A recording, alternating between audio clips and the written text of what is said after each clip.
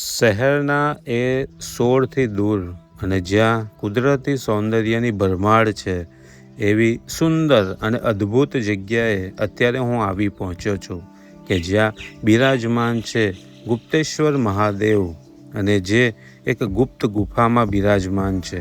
તો ચાલો સાથે મળી અને જોઈએ અને દર્શન કરીએ ગુપ્તેશ્વર મહાદેવજીના. ચેલાવાડા બાબાદેવ દર્શન કરી અને હું 2 કિલોમીટર અત્યારે પાછો આવ્યો અને અહીંયા આગળ રસ્તામાં મેં જતાં જ જોયું હતું ગુપ્તેશ્વર મહાદેવજીનું મંદિર. તો ત્યાં બહાર બોર્ડ મારેલું હતું એટલે મેં ડિસાઈડ તો કરી જ લીધું હતું કે ચેલાવાડા જઈ બાબાદેવના દર્શન કરી અને રિટર્ન આવતા મારી પાસે સમય વધશે તો હું આ મંદિરે ચોક્કસ જઈશ.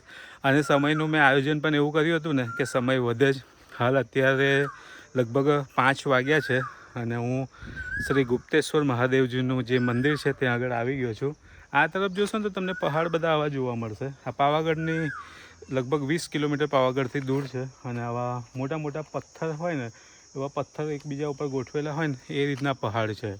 અને એવામાં જ પેલું જે આપણે જઈને આવ્યા બાબાદેવનું મંદિર એવા જ પહાડ ઉપર છે અને ગુપ્તેશ્વર મહાદેવજીનું જે મંદિર છે ને એ પણ એવી જ પહાડીમાં છે. તો અહીંયાથી પણ થોડી સીડી ચડી અને ઉપર જવાનું છે. તો આ મંદિર આવે છે પાવાગઢથી લગભગ સમજો 13 કે 14 કિલોમીટર. તમારે જે ચેલાવાડા રસ્તો છે ને ત્યાં પહેલાં રીછિયા ગામ આવશે અને ત્યાં આગળ થોડું આગળ આવશો એટલે અંદર એક રસ્તો છે ત્યાં આગળ આ મંદિર આવશે અને અહીંયાથી આગળ પછી ચેલાવાડા આવે છે.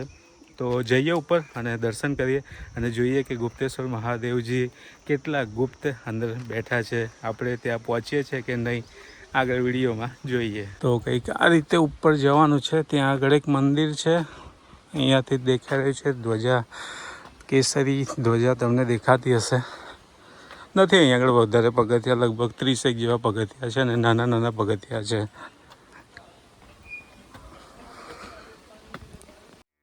રામ નામ ભજલે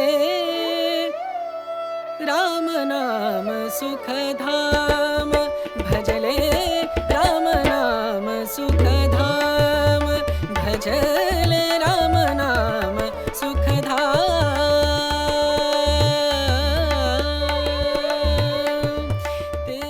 આ છે કાળ ભૈરવ દાદા. અહીંયા દાદાને સિગરેટ આપો તો દાદા આખી સિગરેટ પી જાય છે. અચ્છા. અહીંયા દાદાને સિગરેટ આપો એટલે દાદા જેમ માણસ પીતા હોય એ દાદા આખી સિગરેટ પી જાય છે. 3-5 મિનિટમાં પૂરી થઈ જાય છે. એટલું દાદાનું અહીંયા સચ છે. હવે વચ્ચે છે હનુમાન દાદા છે, બટુક દાદા છે અને કાળ ભૈરવ દાદા છે. આ પ્રથમ પહેલા તમને ધૂણો ના દર્શન થશે જેવા મંદિરે આપણે ઉપર આવીએ. હા, હનુમાનજી દાદાના દર્શન કર્યા પછી અહીંયા આગળ અંદર જવાનું. ત્યાં કંઈક ગુફા છે જ્યાં ગુપ્તેશ્વર મહાદેવજી બિરાજમાન છે. તો કંઈક આ રસ્તો છે કે જ્યાંથી હું હમણાં નીચે આવ્યો છું ગુપ્તેશ્વર મહાદેવજી દર્શન માટે અને અહીંયાથી ગુફાની અંદર જવાનું છે. તો કંઈક આ રીતે રસ્તો છે જ્યાંથી એન્ટ્રી અંદર લેવાની છે. ટ્રાય કરીએ અંદર જવાય છે કે કેવું છે.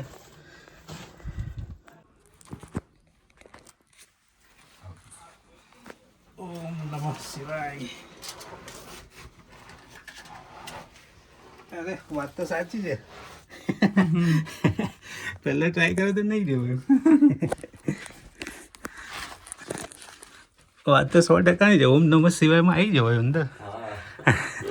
એટલું દાદાનું સચ છે. તો અત્યારે હું ગુપ્તેશ્વર મહાદેવજીના દર્શન માટે આવ્યો છું. પહેલી વાર મેં ટ્રાય કર્યો, અંદર નહીં અવાયું. બીજી વખત જ્યારે અંદરથી પૂજારીજી આવ્યા અને એમને કીધું કે ઓમ નમઃ શિવાયનું નામ લઈ અને અંદર આવો, આરામથી આવી જવાશે. તો એક જ વારમાં હું અંદર આવી ગયો. તો હર હર મહાદેવ. આ છે ગુપ્તેશ્વર મહાદેવજીનું મંદિર કે જ્યાં આપણે અહીં આગળ દર્શન માટે અત્યારે આવી પહોંચ્યા છે. આ પાંડવોની ભૂમિ છે. જ્યારે પાંડવોને વનવાસ કાઢ્યા એ દરમિયાન અહીંયા ગુપ્તવાસ રહ્યા હતા. એ જ આ ગુપ્તેશ્વર ભીમેશ્વર મહાદેવ છે. અહીંયા ગમે એટલા વ્યક્તિ જાડા હોય, દાદાનું નામ ઓમ નમઃ શિવાય બોલશો એટલા આવી શકશે, એટલું સચ છે.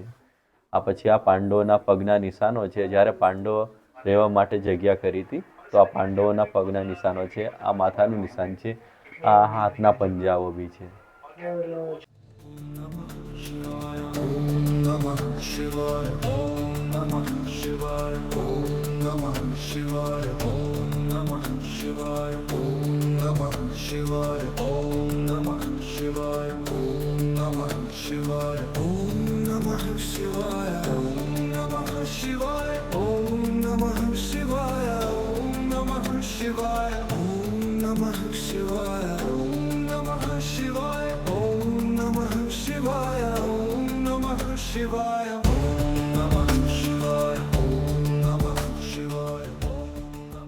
એ જે બે પથ્થર છે એની અંદરથી જ તમે એવું કહો છો કે નગારાનો જે અવાજ આવે છે એવો સૂર રહેલાય છે એમ ને, બીજા કોઈ પથ્થરમાંથી નથી આવતો.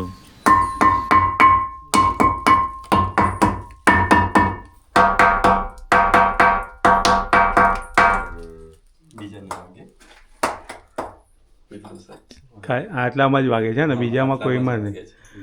કે જય બોલે. તમારું નામ ના કીધું? રમણગીરી, આપણે પૂનમગીરી મહારાજ. પૂનમગીરી મહારાજ, ઓકે. અને જે દાદા હોય છે એમનું છે રમણગીરી મહારાજ. રમણગીરી, ઓકે. તો દર્શન કરીને હું અંદર આવ્યો ગુપ્તેશ્વર મહાદેવજીના, અને ખરેખર અદ્ભુત જગ્યા છે આ. તમે જુઓ, આ નાની એવી તમને ગુફા દેખાય ને, ત્યાંથી અંદર જવાનું. એની અંદર પાછી બીજી ગુફા છે. તો રસ્તો થોડો અટપટો છે, પણ જેવું તમે મહાદેવનું નામ લો ને એટલે તમે સીધા અંદર મહાદેવના દરબારમાં પહોંચી જાઓ. અદ્ભુત, અદ્ભુત, એકદમ અદ્ભુત ખરેખર.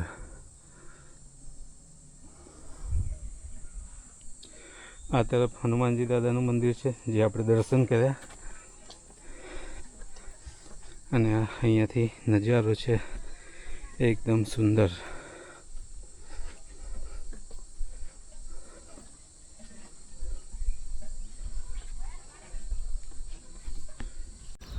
વાતાવરણ કેટલું શાંત અને સુંદર છે, જુઓ તો ખરા અહીંયાનું. ખરેખર હું લગભગ 1 થી 2 કલાક મને થઈ ગયા હશે. હું દર્શન કરીને આવ્યા પછી પણ અહીં આગળ ક્યારનો બેઠો છું.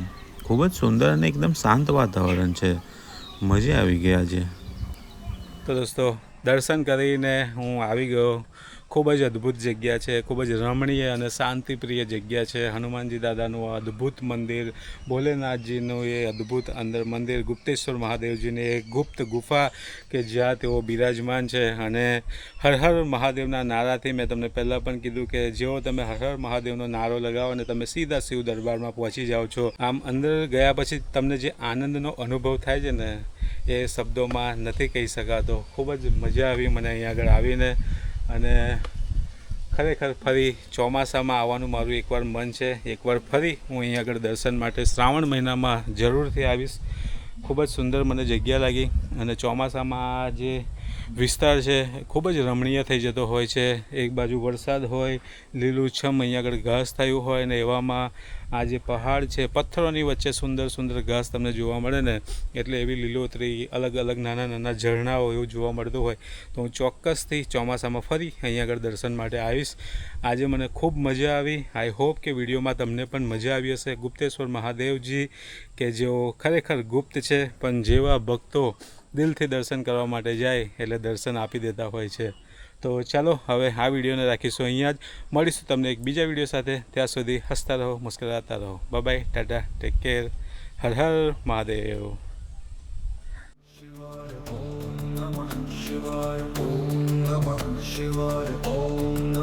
Shivaya, Om Namah Shivaya, Om Namah Shivaya.